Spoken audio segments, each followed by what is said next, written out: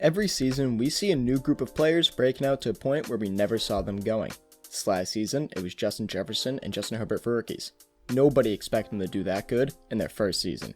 As well as some veterans, like Trey Hendrickson, Romeo Okwara, Emmanuel Ogbah, James Bradbury, Robby Anderson, Corey Davis, and more that I don't want to list. But in this upcoming NFL season, who's going to be the Trey Hendrickson and Robby Anderson? Find out in just a few moments.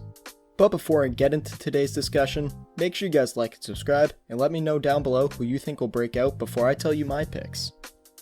The first player I want to cover is Irv Smith Jr., tight end of the Minnesota Vikings. Smith is a second-round pick back in 2019 and is heading into his third season. Up to this point, he has 66 catches, 676 yards, 7 touchdowns through 2 seasons, as mainly Kyle Rudolph's backup. Rudolph is the main reason why I see Irv breaking out, because he was recently released. Given the young tight end the starting job in an offense that features Kirk Cousins, an overhated quarterback who can distribute the ball well. Another factor that gives Smith Jr. a chance to break out is weapons around him that will get him open. Justin Jefferson, Adam Thielen, Dalvin Cook will all be top priorities for the defense, leaving Irv Smith with a much easier matchup that he can take advantage of, more likely than not. Smith resembles Antonio Gates, not skill-wise, but in the tight end that is basically wide receiver, but obviously cannot play the wide receiver position. There's not much film on Irv, but coming out of college, he's a 4th-ranked tight end, according to CBS Sports. So that must mean something, right? Probably, I think so at least. Smith is great in the open field, can make defenders miss, and has only 2 drops, yes on a small sample size of 90 targets in 2 years, but it's still something to note. I don't see him having a Darren Waller type breakout season, but something more like TJ Hawkinson and Robert Tonyan this past year. Next, I want to talk about Patriots running back Damien Harris. No, this is not my Pats bias coming out, and this is also before the Patriots potentially sign a running back in free agency, which has been rumored.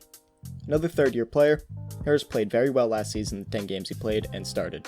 He ran 137 times for 691 yards, which is 5 yards per carry, and 2 touchdowns. Put that on a 16-game pace, and he rushed for over 1,100 yards. Before I get on to the good things about Damien, let's talk about the bad. In his career, he has missed 20 out of 32 possible games, and is not a threat in the receiving game at all. Is that potentially due to lack of passing in New England? Maybe, but if we look back at college, the most receptions he ever had was 22 in his senior year, so I do not think that will be a big part of his game. He had 3 100-yard games last year, which to all Patriots fans showed his potential, and he is the player we all wanted Sony Michel to be. He is great at breaking tackles, he had 262 yards after contact, and 12 broken tackles. Has good vision, is explosive, and had all of this production while facing the most defenders in the box, on average at 7.4. The Patriots also have a good offensive line, so that is always a plus for running backs. With all the newly added weapons, I think Harris will be able to play off that beautifully and become a 1,000-yard rusher for the first time in his young NFL career. One receiver that showed a lot of promise to me in his rookie season was Jerry Jeudy. In his rookie year, he only had 52 catches for 856 yards and 3 touchdowns on 113 targets, which was a 46% catch percentage. But with one big issue, clearly, he had 10 drops, 8.8 drop percentage, which was the main knock on Jeudy as a rookie. Jeudy was seen as a top receiver coming out of college, and that potential still stands. He has shown many NFL-ready skills besides the drops. He already is a top 10-ish route runner in the league as a rookie. And the unfair thing for Jeudy is being compared to Justin Jefferson, who's just on another world this season.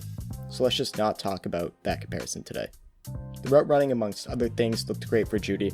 There was another huge issue. Drew horse lock. He was just straight up horrible this year, after having big expectations from a lot of people in the NFL world. The only thing going for Locke right now is that he's the only white person in the NFL that can dance. Sorry, Kirk Cousins, your gritty wasn't that good. No, but seriously, he threw 15 interceptions in 13 games and only completed 57.3% of his passes. Yes, Sutton was out, but that's still terrible.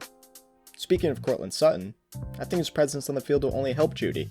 Having a proven wide receiver 1 on the field next to a player like Jerry will give him a lot more open looks going against cornerback 2s, since teams will have to be more scared of Sutton. Hopefully, Locke gets it together, is able to feed both these players, since they both are very talented. Maybe Jeudy fixes the drop issues, which is very possible. Or they just find a new quarterback.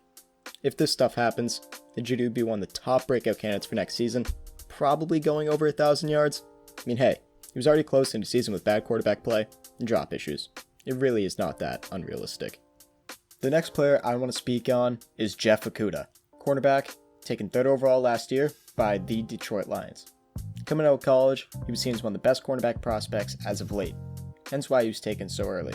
He showed a lot of NFL-ready skills like his man coverage and quickness. He was even compared to Jalen Ramsey and Marshawn Lattimore by many NFL scouts and analysts. A lot of expectations for him. But his 77.4 completion percentage allowed this year says he's more like Kevin King in the NFC Championship game than Jalen Ramsey.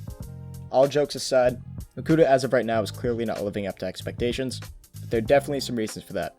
1, Matt Patricia being a terrible head coach. I mean, he was just awful, supposed to be a defensive mastermind, but just bad. Hamstring, shoulder, and groin injuries. And rookie cornerbacks always struggle transitioning the league. Look at all the first round picks this year, especially when you have to play against Devontae Adams, Thielen and Jefferson, and Allen Robinson twice a year. Obviously, not all of his struggles were because of those, as he obviously did not play well this year, but he did have some spurts of great play during the year. I think he still has a ton of potential. With Motor City Dan Campbell at the helm now, and time to get healthy, I think Okudah will be back to his top 3 pick form next season. He's too skilled to be a bust, and his coverage skills will be seen by everyone this upcoming NFL season. Well, maybe not everyone, because he plays for the Lions, but he'll be up there for the fake Breakout Player of the Year award. Lastly, Isaiah Simmons of the Arizona Cardinals, the positionless player. Simmons barely played the first half of the season, and only logged over 50% of snaps in 4 games his rookie year. However, there were definitely some reasons for that. He simply was not great to start the year. Week 1 he played terrible against the 49ers, basically didn't play for the rest of the first half of the year. Simmons had some clear weaknesses in his rookie season. Coverage for one, which was a strength coming out of college. On 25 targets, he allowed 3 touchdowns and 16 catches, 102 pass rating. Yes, that is a small sample size, but he's supposed to be a great coverage linebacker coming to the league. However, in the last 3 games, he only allowed 2 catches on 5 targets, and began to play other positions as well in the latter half of the year, like safety, slot, and edge rusher. I think his versatility in Vance Joseph's defense would be a very key aspect to have in the team's back pocket, especially since the defense got better with Chandler Jones coming back from injury and the J.J. Watt signing. Simmons will get a lot of playing time next year, being the lead inside linebacker, while sometimes playing box safety or just safety in general. I don't think it's a great idea to put him at edge rusher a ton because it's not his biggest strength, but doing it sometimes would be fine. He'll be 100% better at coverage since he was a great cover guy in college, and rookies have trouble covering anyone in their first season, so I think that skill will come back in time. Simmons will use his size, speed, and all of his physical tools to dominate next year on defense with a proven front 7, or with potential safety mate Budda Baker. We will have to see where Vance Joseph lines up Isaiah Simmons next year, so he can dominate opposing defenses. One thing for every rookie that they struggle with is just letting the game slow down.